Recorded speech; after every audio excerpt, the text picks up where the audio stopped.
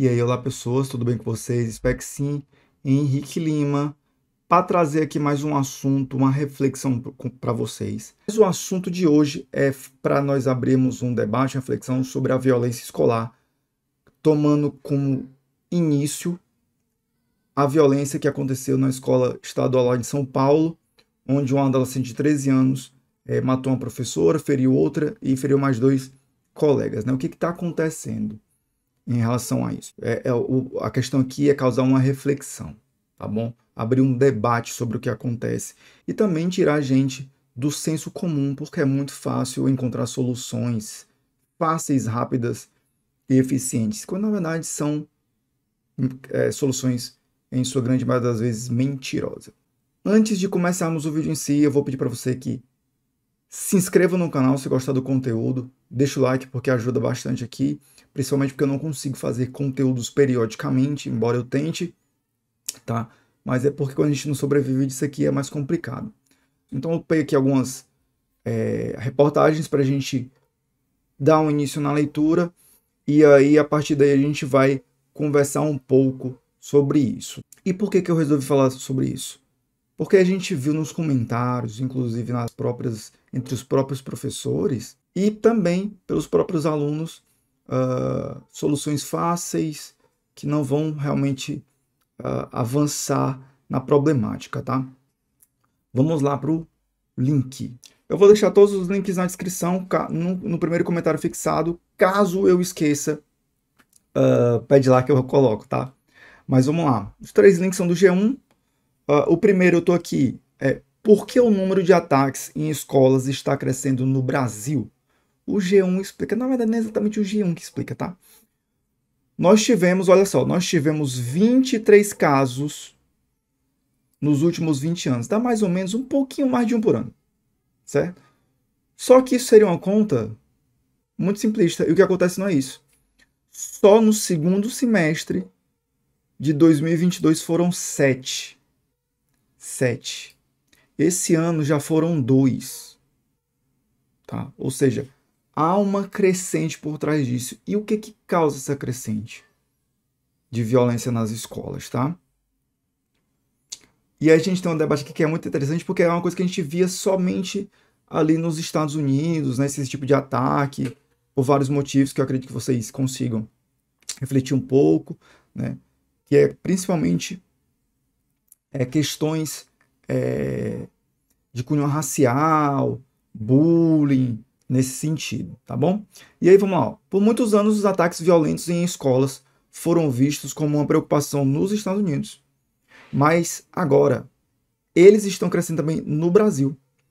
Uma pesquisa da Universidade Estadual de Campinas, a Unicamp, mostrou que nos últimos 20 anos, o país teve 23 casos, 7 só no segundo semestre de 2022. Isso aqui é importante para a gente entender essa crescente, né? Que não é um negócio novo, mas a novidade está no aumento dessa relação. Vamos para o segundo link. Pronto, então eu vou trazer aqui o segundo link para a gente pensar aqui um pouco, como vocês estão vendo. O ranking agressões é um dado levantado pela OCDE, né, que é a Organização para a Cooperação de Desenvolvimento Econômico, e traz as seguintes questões aqui. Meio que motivações, né? O ambiente mais propício ao bullying. Estudo divulgado em 2019 apontou que as escolas brasileiras são um ambiente mais propício ao bullying e à intimidação do que a média internacional. Foram entrevistados 250 mil professores e líderes escolares de 48 países ou regiões. Uma outra questão aqui é a situação de intimidação. 28% dos diretores escolares brasileiros relataram ter testemunhado situações de intimidação ou bullying.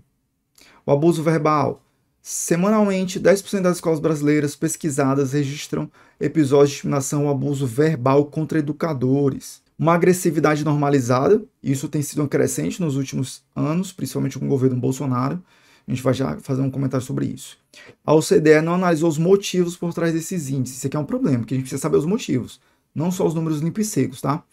Apontou que o bullying e a agressividade acabaram sendo normalizados e minimizados, com impactos negativos sobre o aprendizado. Vamos lá. Se o estudo é de 2019, fica muito claro a gente perceber que essa normalização veio justamente pela crescente de cultura de violência, do etnocentrismo de classes. Na verdade, todo eurocentrismo tem a ver com classe, né? Mas são preconceitos. Um dos motivos pode ser esse, tá? Intimidação semanal. Em 2017, estudo semelhante ao CDE mostrou que 12% dos professores ouvidos no Brasil disseram ser vítimas de agressão verbais ou intimidação de alunos, pelo menos uma vez por semana. E aí, não sei se vocês sabem, eu sou professor. Vez por outra, a gente realmente escuta relatos de professores que passaram por isso. Era o índice mais alto entre os 34 países pesquisados. A média entre eles era 3,4, ou seja, o Brasil está ali no topo, tá? Uma outra questão aqui. Agressão verbal, discriminação e bullying. Né? O aumento de casos. Pesquisa recente de 2019 apontou que 54% dos professores já tinham pessoalmente sofrido algum tipo de violência. Em 2007 eram 51%. 3 anos antes, 44%. Ou seja, aumentou, né? Aumentou. E vem aumentando. Violência mais comum contra professores. Entre eles, os mais frequentes eram agressão verbal, assédio moral, bullying, discriminação, furto, roubo, agressão física, roubo e assalto à mão armada. Contra professores, isso aqui, tá? Alunos como alvo, 37% dos estudantes relataram ter sido vítimas de agressão. Violência mais comum contra estudantes. Bullying é 22%, agressão verbal é 17%. Eu não sei muita diferença entre bullying e agressão verbal, porque bullying pode ser até uma agressão verbal também, né? Agressão física também pode estar incluída dentro do bullying. Discriminação, furto, roubo, assédio moral, roubo e assalto à mão armada. E aí, camaradas, eu queria, a partir desses números, desses dados, a gente compreendesse duas coisas. Primeiro, que os números por si só, eles não dizem nada. Esses números precisam ser avaliados. Tá? E o que acontece? Nós sabemos, cientificamente provado, que violência está intimamente ligada a questões de desigualdades.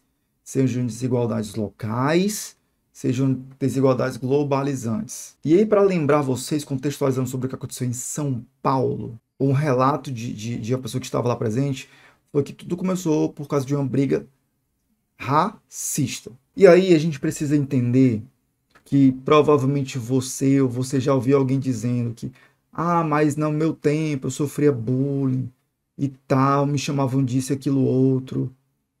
E aí eu tenho uma notícia muito triste para te dar. A vida, a ciência, ela não acontece ao seu entorno. A partir de você. Você não é o sol da sociedade, tá? Você é um número só.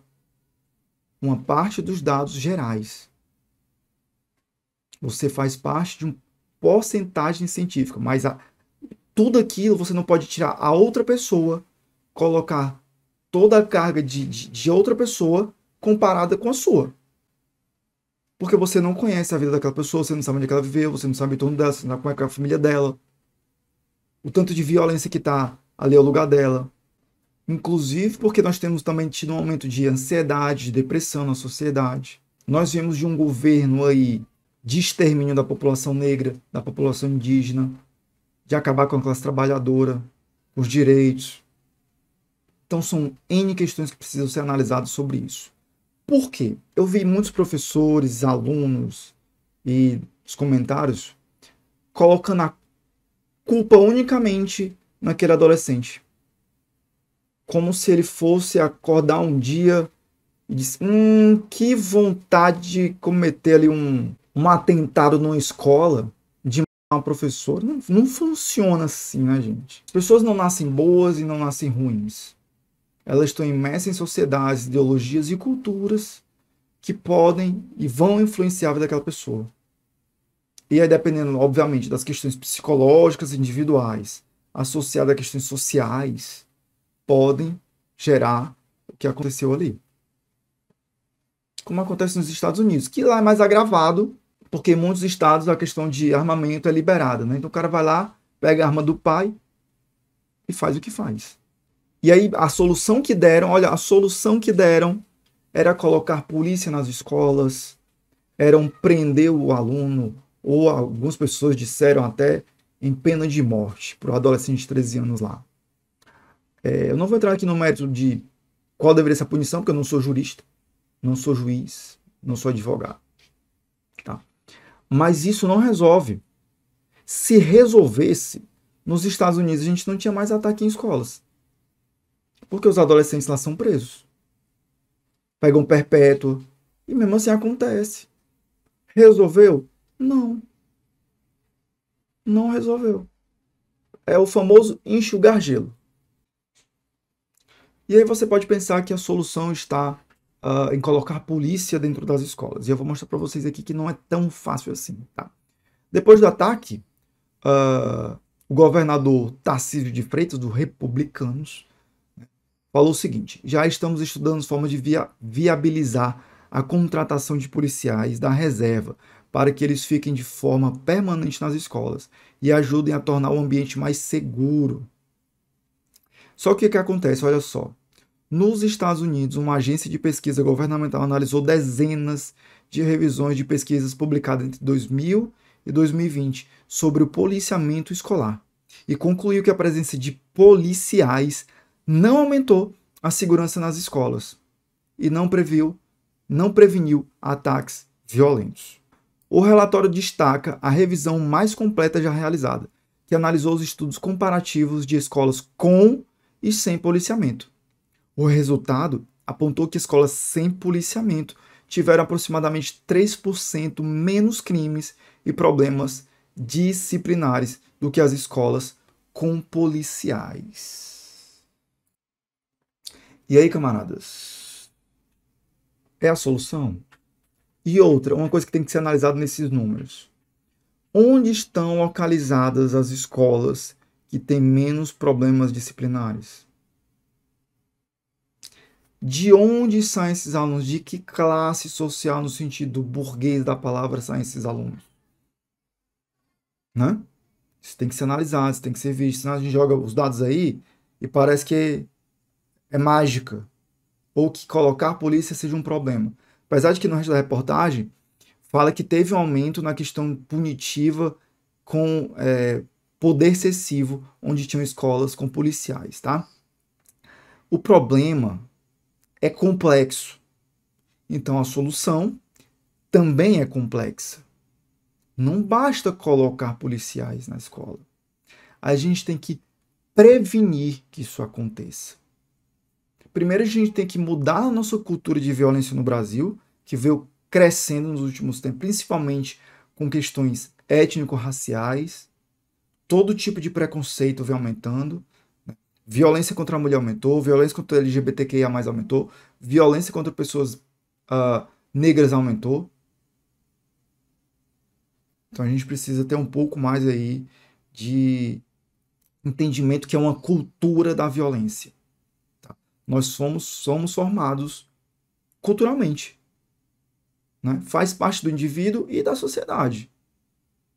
E aí quando você tem uma pelinha mais clara, você se acha ocidental, e aí você pega aquela ideia de superioridade que existia lá em Hitler, no fascismo e no nazismo, você reproduz.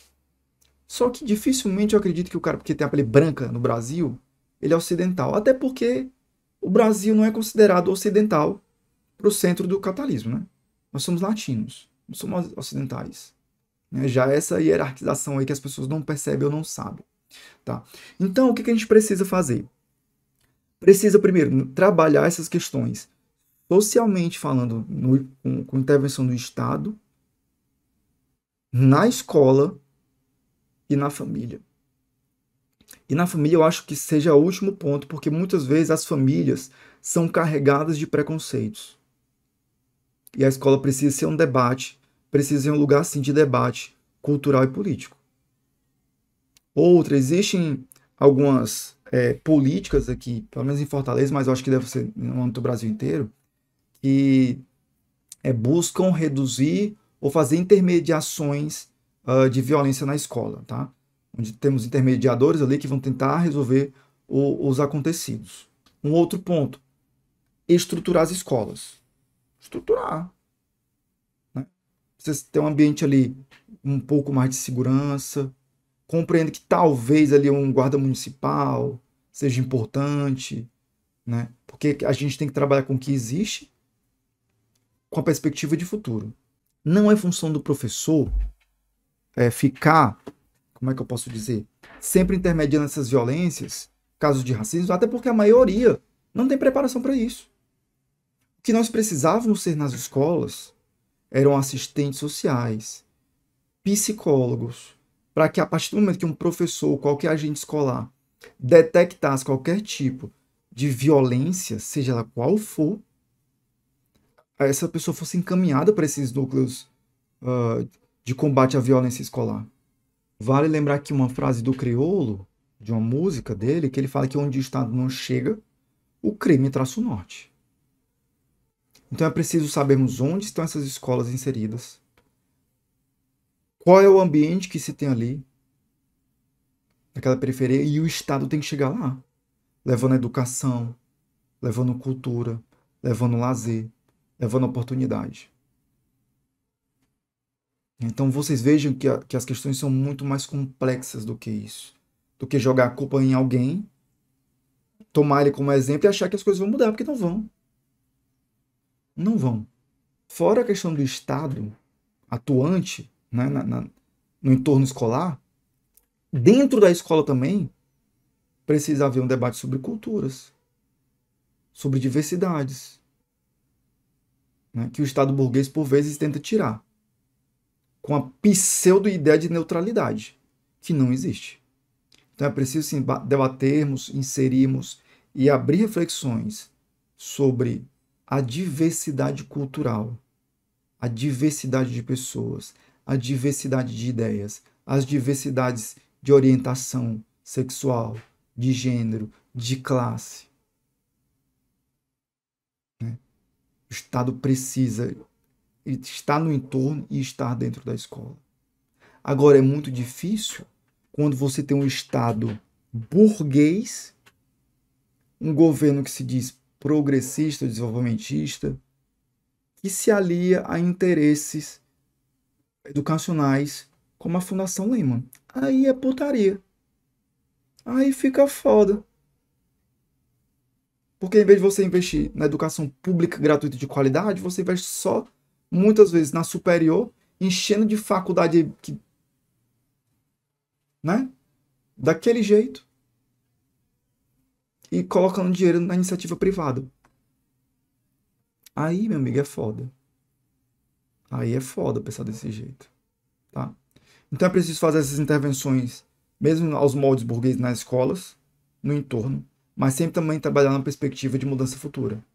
Porque só quando a gente se reconhecer como coletivos, como classes trabalhadoras, entendemos as diversidades culturais, uma ruptura radical do sistema, é que as coisas vão começar a mudar. Porque polícia na escola não vai resolver. Pena de morte não vai resolver. Ah, e lembrando que adolescente pode ser preso sim, na casa de privações, que são verdadeiras prisões, tá? Não acho que o cara mata e vai estar solto no dia jogando videogame, não. Isso é falácia, é senso comum de novo. Beleza?